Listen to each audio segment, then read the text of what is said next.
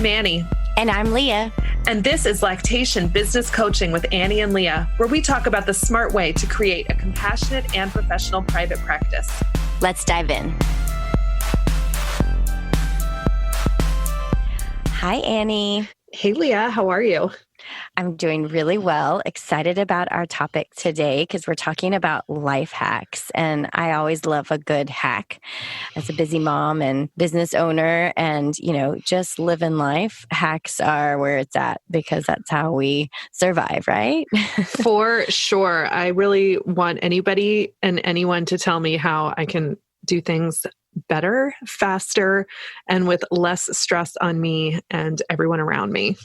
Yes, I am 100% with you on that. So I'm excited that we'll get to share some specific for IBCLC life hacks today. But first, I'd love to thank everyone who's already joined our Patreon community and have shared support for the podcast. We really appreciate you, and we're so grateful that we're getting to connect with you in an even deeper way than we do with just podcasting. I know. And we have so many plans to keep on creating things that are going to help you, help the families that you love. And that's really our mission here, is to just build a community where we're supporting each other and taking inspiration from each other. So thank you for supporting us and helping us pay for this podcast. It really means a lot. Definitely. All right. Before we dive into our life hacks, I've got a marketing motivation tip for today, and it's talking about overwhelm because that's usually where our life hacks come from, is from overwhelm. And it's just a little reminder that when you're hearing in your head all these thoughts going through and they're making you feel overwhelmed, most of those thoughts are going to be something in the past or something in the future. And rarely are those thoughts focused on what's around you and happening right this minute. And if we keep our thoughts from trailing down to catastrophizing, oh my gosh, everything's going to fall apart and I'm not going to ever be able to figure any of this out, and come back to okay, what's the next right move that I can do? What's right here in front of me? What can I accomplish at this minute? Not the 5,000 things that are on the list that you're never going to get to, just staying really, really present. That helps so much with overwhelm. And this is something I'm constantly working on too. So I'm giving you this tip, but also giving it to myself, of just really trying to stay present and leave those past thoughts and the future thoughts and stay present, just really staying present on what you can do right now.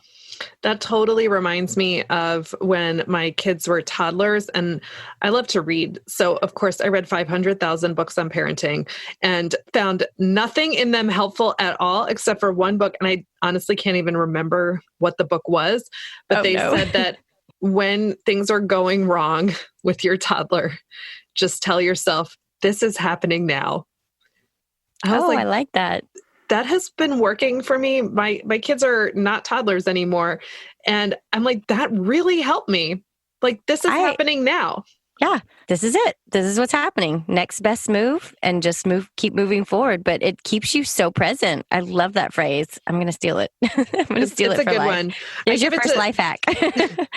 I give that one to clients too. And, just telling them this is happening now, or even just with your saying not going too much into the future or the past. I tell my clients, when you're with non-latching babies who have latched but don't latch consistently, I say, when you're working on breastfeeding, just say, we've done this before. Yeah. It's a true statement that makes no predictions about what could happen either way, good or bad. Just tell yourself something true. So I really, really like those two mantras together really help me get away from too much future thinking, which totally does. It's a killer. So thank you for that. Tumbles. Yeah. Thank you for that. Awesome. Well, let's start talking about some of these life hacks. So we broke them down into a couple different categories. So the first one we're going to talk about is life hacks to meet your own needs, your own personal physical needs. So Annie, why don't you start us off with your first life hack for meeting your own physical needs? I mean, this is such a it goes so deep. It seems so simple, but the amount of difficulty I have meeting my physical needs while running a home visit private practice, it's staggering how Isn't it? I'm actually sad. feeling a little emotional right now. Like, and we talked in advance about what we were going to talk about today, but when you just said, how do you meet your physical needs? I have to tell you, like, I'm actually like tearing up a little bit because I'm realizing like, I don't do this well at all. So yeah. I need life hacks. I have them. I just don't rely on them. But really, like the fundamental number one thing that I need to do for myself that I don't do, but whenever I do it, I'm like, thank you, past Annie, for helping the Annie of right now, which is packing myself a lunch that I can eat on the road and eat in my car while I'm driving between consults. And I've come up with a lot of different things that actually, can hang out in my car.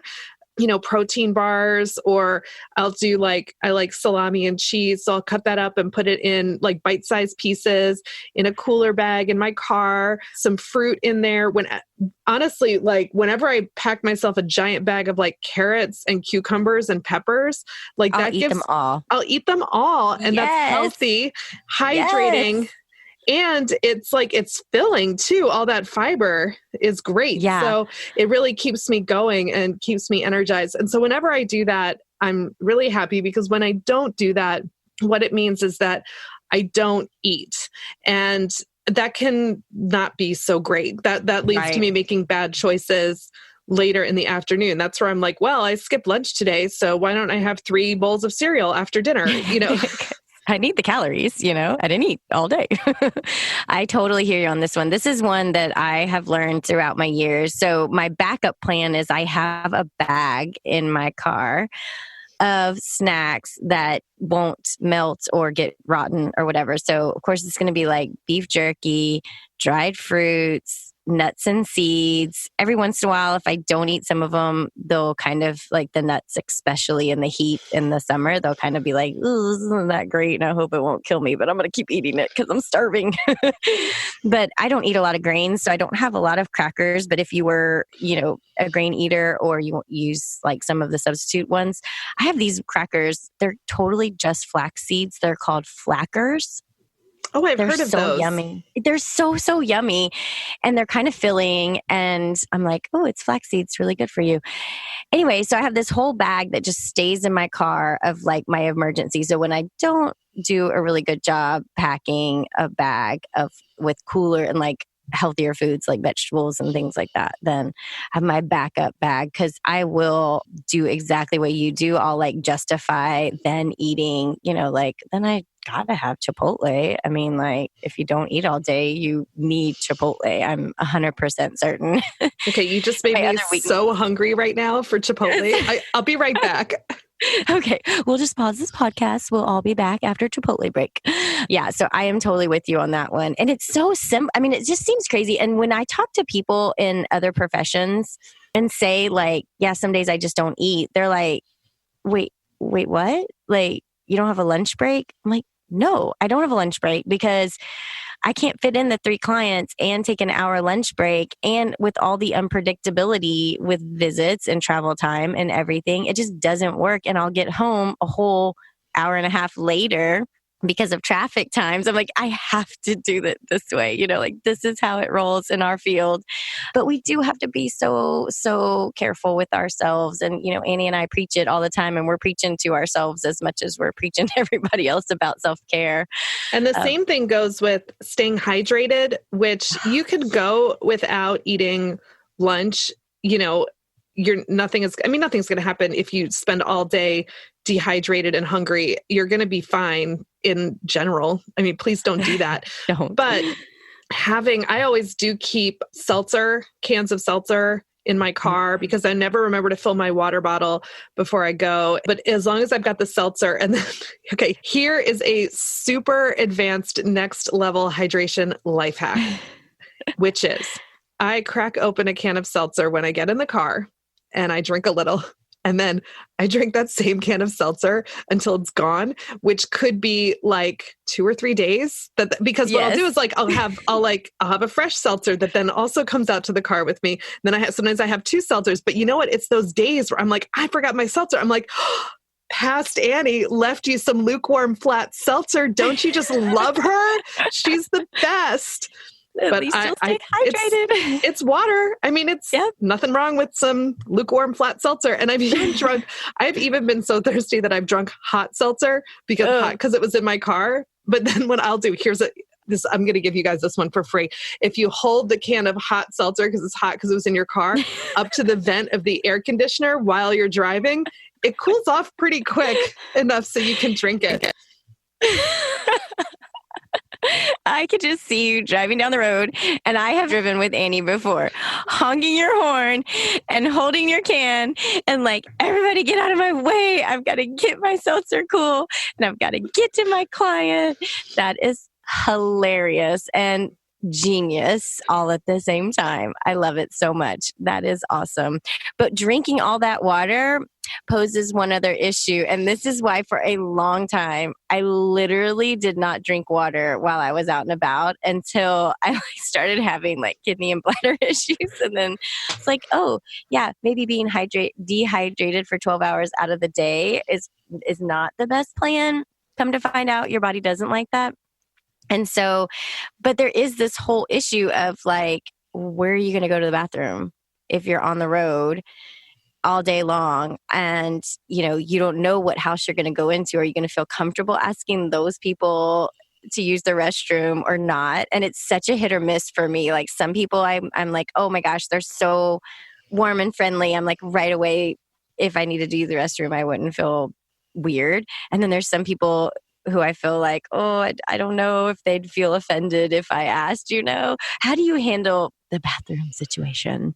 I ask. If I have to go, I ask. And I've just gotten to a point in my life and in my ability to hold my pee, which is getting poorer and poorer as I get older and older.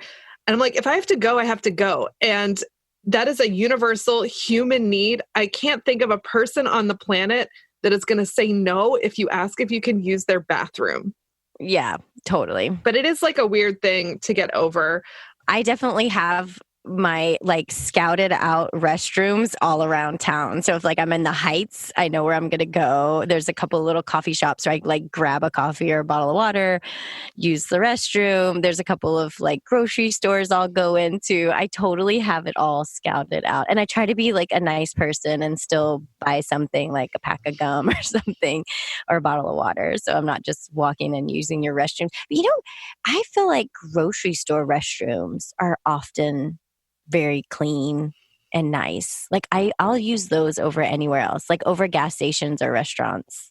So that must be a regional thing because there are no grocery stores with bathrooms in New York City.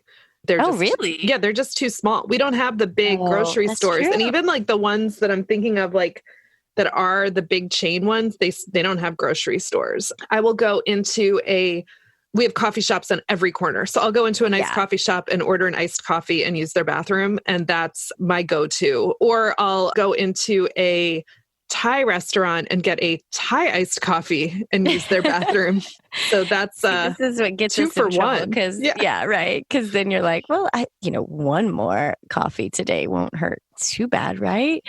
The other issue that I have is with physical needs is getting rest, and that's really hard because we're running a business. So it's not just the work we do with our clients. It's, you come home, you have other work to do. Then you have your family, whether that be a partner or immediate family, kids, or just distant family too, and friends that you need to communicate with and everything. It's hard to get enough rest, but gosh, like more and more research keeps coming out about how impactful sleep is on overall health. So I've really made this a top priority. And one of mine, like I have a pretty firm bedtime for myself when I'm home on the weekdays. It's pretty firm. Like I'm going to be in bed at 9:00. It's so preschool, but it's so needed. Like my kids go into bed, I tuck them in and I literally go straight to bed. And that might mean some things get left for the morning or the next day. And if it is, I just write them down because I don't function well late in the day my brain just doesn't even work very well. So it's like pointless for me to keep pushing myself with work or even household tasks because I'm not going to give you my best work. So I feel like I might as well sleep and hit the floor running in the morning and get more done than if I were to try to stay up and push myself. So Annie, what do you do for rest? How do you prioritize rest in your world? So I'm getting better about this. If you had asked me this even a year ago, I would have frozen like I did about the eating lunch question. But I've really come to a more balanced place where I really have seen how rest builds on itself, that the more rest I get, the more able I am to get rest. So for me, that's not necessarily about going to bed early, but I find a lot of rest from just being in a space where I'm not working and really prioritizing enjoying my family. So rest for me is at bedtime, my kids still let me read to them before bed. So I know that starting at about 8 o'clock, I'm off the clock for work. Like you're not going to find me for work. If you do, I'm not doing it right. But my brain shuts down. I really can't think. I can't remember anything that I talk about with anybody. And I go into my kids' bedroom and I read to them from our book. I sing to them, tuck them in, and then I come out and then my husband and I watch TV together. And that's what we do, or we hang out. And I find that so restful. And that by the time I'm ready to go to bed, which is usually for me, it's around 10:30, that I'm super ready to go to bed. I'm just wound down. And if I try to do any work at night that winds me up, then I can't sleep. So by dialing into that wind down time in the evening, and then I always read for pleasure before bed. I've done that my entire life under all circumstances. I've got a fiction book that I'm reading in my bedroom and I read on my Kindle with all the lights out. And then sometimes I wake up in the middle of the night with my Kindle, on your face. on my face, and I'm still wearing my glasses. But that's how I really like to end my day, is with just this really quiet time. And I'm not a big napper. I don't really, it's not for me, but having that evening routine be so disconnected from work really, really helps me be way more productive during the day. Yeah. I also think sometimes it's our brains that need the rest. It might not be physical, your body needs to lay down and go to sleep, but it's your brain. And one thing that helps me, especially on those days where I'm feeling extra tired, sometimes either if I have a moment between visits, I might just stop and put a timer on my phone for 10 minutes and, whether it be meditating or I'm just going to listen to music and not think about clients and not think about what I should be doing next and push, or listening to music. I'm such a consumer of things. I love to listen to podcasts and books in between visits, but it is taxing on your brain to always have something going that's information. And so one thing I've been trying to do is if I'm feeling overwhelmed or just tired, run down, that all that day either listen to nothing or maybe just more relaxing, calm music when I'm in between clients, but giving your brain a rest too. And you don't need a ton of time to do that. Sometimes a reset on your brain might be 5 to 10 minutes that you're just going to tune everything out. And if it's a favorite song you want to listen to, or do some kind of meditation, breathing exercise or something or some stretching. I love taking 5 minutes. I do this at the clinic a lot, before my next client, because we'll have back to back, maybe 8 visits in a row. And so if a client's running 5 minutes behind, I'm usually excited because I'm okay. And I'll do just a few stretching moves and it just re-energizes you, giving you that moment. I'm not thinking about anything else. I'm just going to listen to my body and move a little bit. So some of those hacks that you can work into your day, I think make a big difference. I love that one about the stretches, because I think exercise is something that I find somewhat elusive just with time. I'm when am I going to go somewhere and do something? And I can really get it built up in my mind that exercise has to be this event that goes on the calendar. Yes. And I was so good for a long time about exercising at home and I do Daily Burn. I'm a big fan of Daily Burn, and I was doing their 30-minute workout. And then I kind of stopped because I just couldn't find 30 minutes all at once. And then I really kind of like let it go. And then I could feel it in my body. Like I'm tired. I'm slower. I don't think as well when I'm not exercising. And so I'm like, I don't need 30 minutes. I need 10 minutes. And so the Daily Burn did not give me anything to tell you this about them. I just love them because you can also find like free workouts on YouTube, but they have like a 10-minute program. And I'm like, you know what? I can do 10 minutes. And then I was like, anybody can do 10 anybody minutes. could do 10. And then I told myself, I was like, I think you could do 10 minutes every day.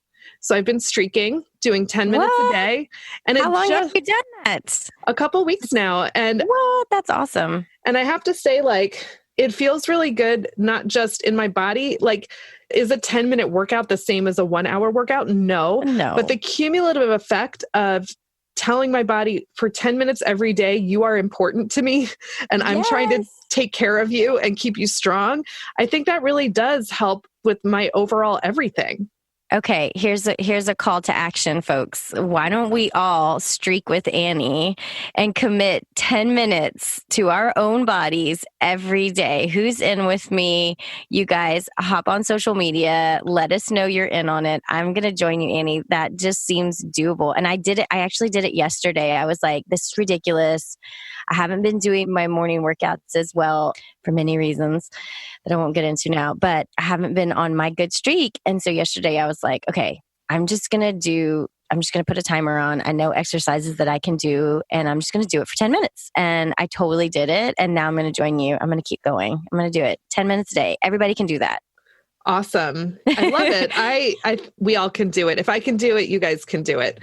So now with all of our physical needs met, now that we are just living our best life, looking amazing, sleeping, eating, peeing, working out, got it all covered. So now our next level of needs is our logistical needs. So these are like just the things, our systems that we need to have in place that are going to keep everything moving along and going smoothly. So we're not having to spend a lot of time thinking about dumb things that can really drive you insane or that prevent us from becoming too tied to our notifications on our phones, which are really big disruptors. We all know this, but just, to put it out there that when your phone pings you that you have a new message, that your brain is wired to see that as an urgent alert, emergency.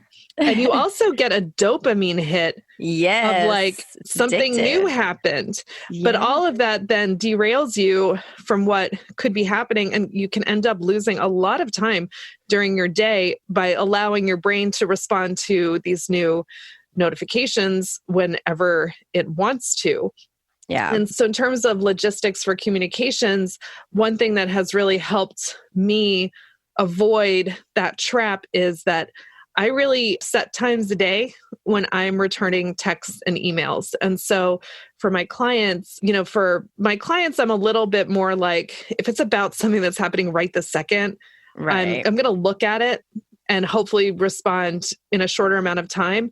But for the most part, I'm responding to emails first thing in the morning, and I'm responding to emails in the evening, usually while I'm making dinner before I put my kids to bed.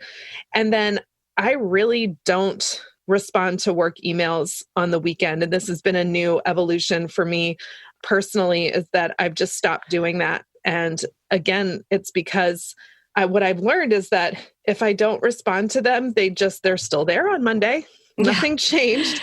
And I come to realize that, my Monday inbox is pretty big, but trying to clear it out over the weekend doesn't save me any time on Monday, because then I can come up with a whole bunch of other things I need to do on Monday anyway. Yeah. I'm not really getting ahead the way I thought I was. And then it actually feels really good to be like, I'm just not going to just be here and be with my family and not deal with it. And so that doesn't mean that I'm ignoring them. Yeah, of course. Of course. One thing that's helped me with my daily workflow is I do not answer like other questions and things through the time that I'm working with clients. So in that time that I have, obviously I'm driving between clients, so I'm probably not going to be answering anything because I'm driving. But I try not to look at anything or answer anything during the in-betweens. And then also like on my office work days, I don't look at my phone in between visits other than like to check and make sure that like my kids didn't call or the school didn't call or something like that. But if it's just spruce notifications, luckily I can just tell it doesn't have like any words by it, so it's just like spruce notification. And that's where our clients communicate with us. And so I'm able to really just set aside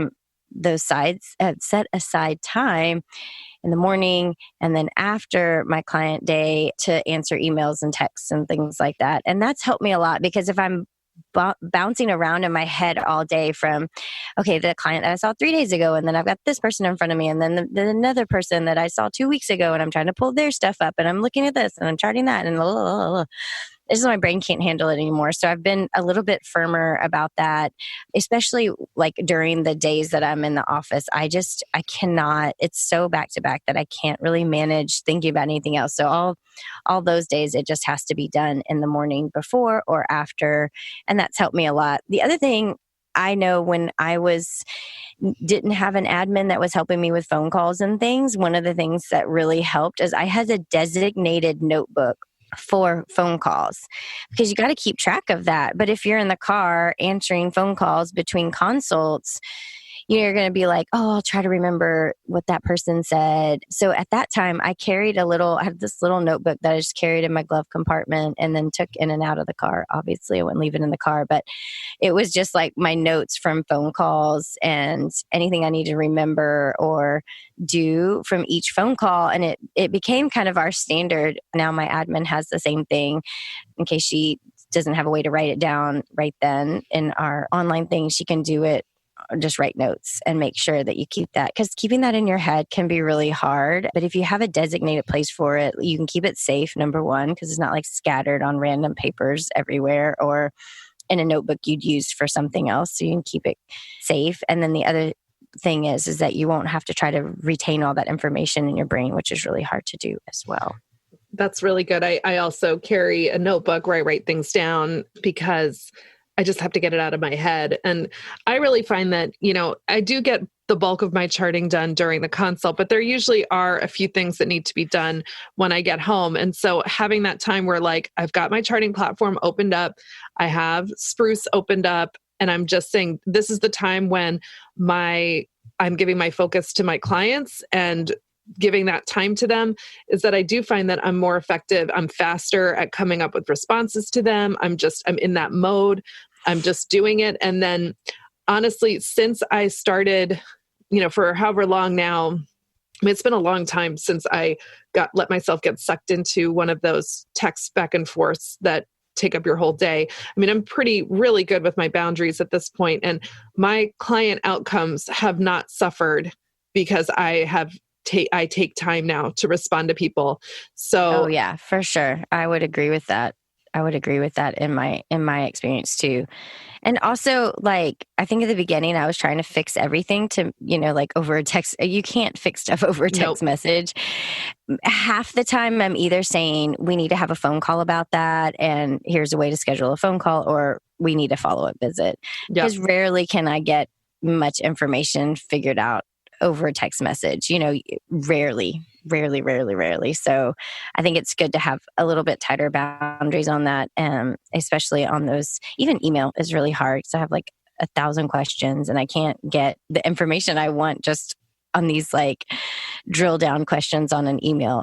I'm just like, I really need to talk to you. I need to hear your responses, be able to respond to the responses that you have, and so on and so forth. So definitely think keeping some boundaries on communication is super important. Definitely.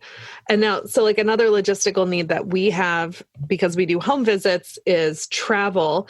That is kind of nuts because, people book you and you're like, you're so far from the other person I just saw. And I love the feature in Google Maps is the one that I use. I'm sure a lot of them have this feature though, where you can put in the two addresses and then say, I need to arrive at this address by this time. And it tells you when you have to leave.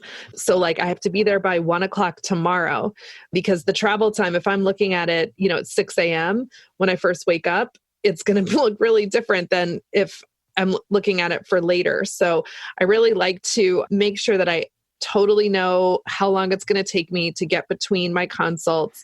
I also will, this kind of connects with the previous one. I like to do a little quick search in the area and see if there is any place where I can stop in and grab a quick lunch or some coffee or use the bathroom if it's an area I'm not totally familiar with.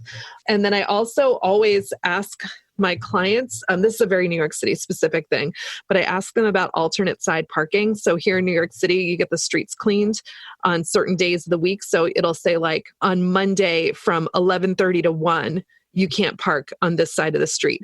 And so that means you have an entire side of the street that is unavailable for any kind of residential parking. Oh, no. And so I asked them about it, and I have rescheduled clients where I know that you're in a neighborhood that doesn't have a lot of meters or parking garages. That's another thing that I always map out.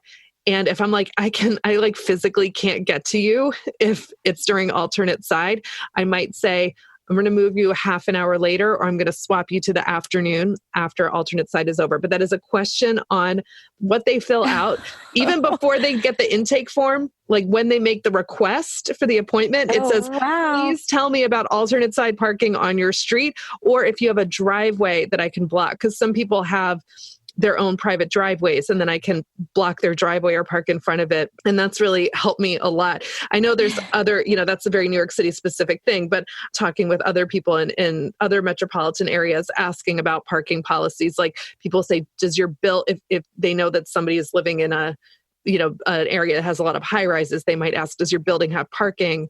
Yeah. So that they're not, that's one variable you're taking out of the equation.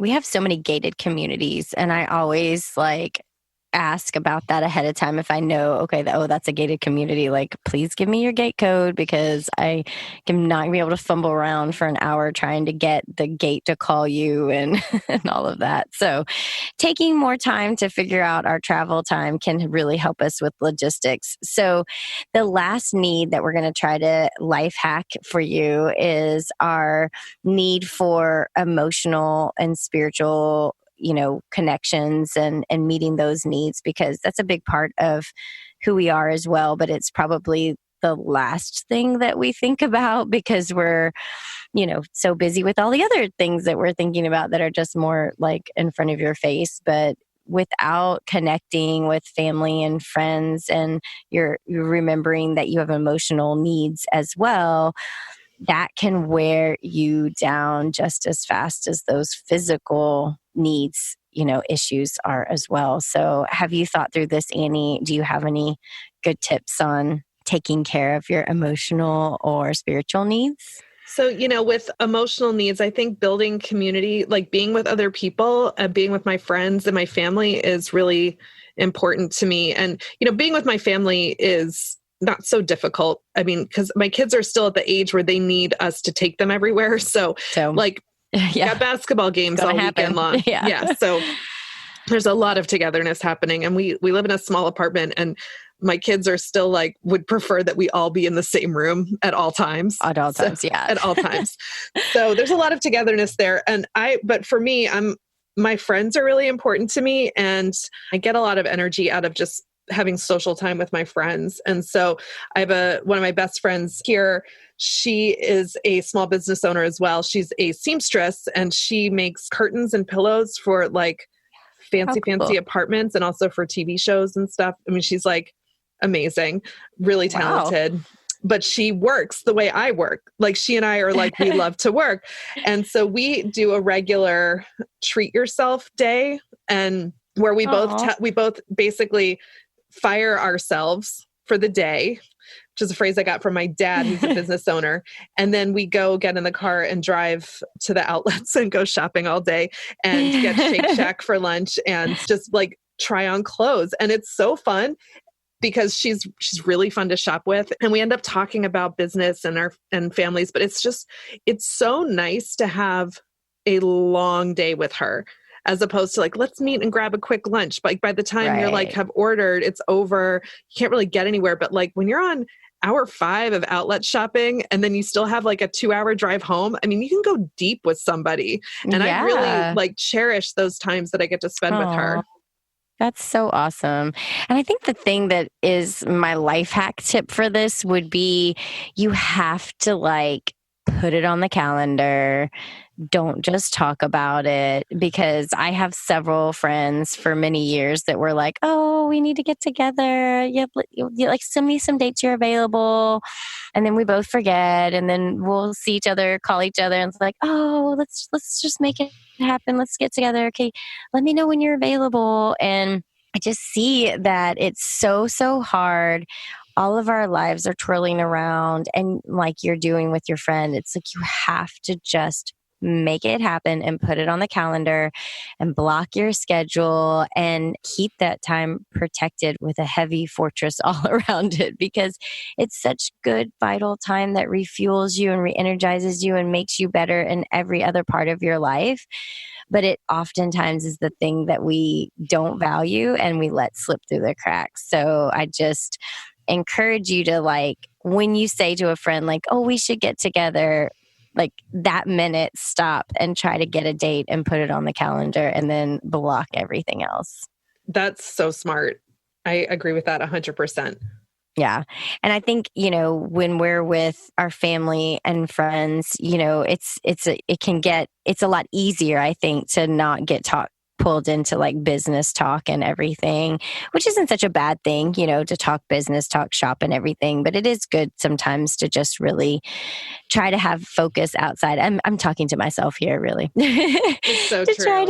Try to have focus outside of just business related things, because there is so much that fills our lives that isn't business related. And I think we get burned out faster when that is our sole focus, So really making sure you have other places to connect and other places to spend your energy and your time other than just business stuff. And that's just a smart way to take care of our long-term energy. So true. 100%. Yeah. So as we wrap up today, do you have a tech tip for us, Annie?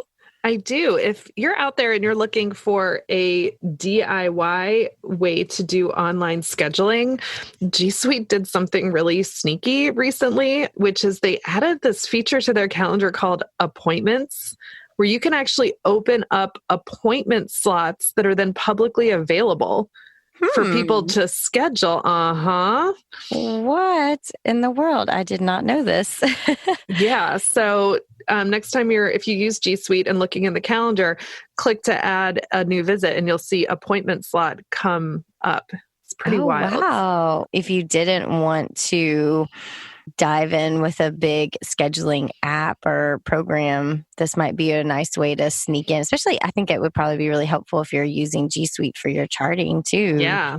And I've done it. I've set it up for a few people recently, and I just keep being like, wow, this is a potential game changer for those of you that don't have the volume yet where you feel like you want to pay for a whole separate platform. And maybe you've got an inpatient job in the hospital and you're doing private practice on evenings and weekends. And you're like, I only want to see one client a week when I can. Yeah. This is a great way to do that, because if you're using G Suite for your email, it's bundled in there as a service. Wow, that's an awesome tip. And you're always so good at finding all these sneaky little things that are coming out for us. I so appreciate you being on the hunt out there, giving us the insider tips. So, well, it's been really great talking to you today. And we're hoping to come to you guys with more life hacks in the future. And some of those we would love to have come from other IBCLCs that want to share what you're doing to take care of yourself and to make this whole gig easier, faster, smarter. Totally. So anyway, thank you for everything. And I don't know if anybody else has, I think, is it Radiohead that has the song Fitter, Happier, More Productive? That's like going to really date me right there. Or is that or the beginning of Train Spotting when he's running and or at the end of Train Spotting and he's got the whole choose life, choose happiness, choose a great job. I'm also really dating myself. I've seen that movie so many times. So anyway, if you like Train Spotting like I do, let me know in the comments or on our Patreon site, because I would love to connect with other lactation consultants who are obsessed with that movie too. And with that, we will say goodbye for now, and we'll talk to you soon. See you soon, Annie. Bye. Bye. Want to continue the conversation? Join our community and connect with other private practice lactation consultants just like you. We offer support and exclusive member-only content designed to help you create a compassionate and professional private practice. We're all in this together at patreon.com/Lactation Business Coaching. And if you enjoyed today's episode, leave us a review and share it with a friend. Be sure to hit that subscribe button so you never miss an episode.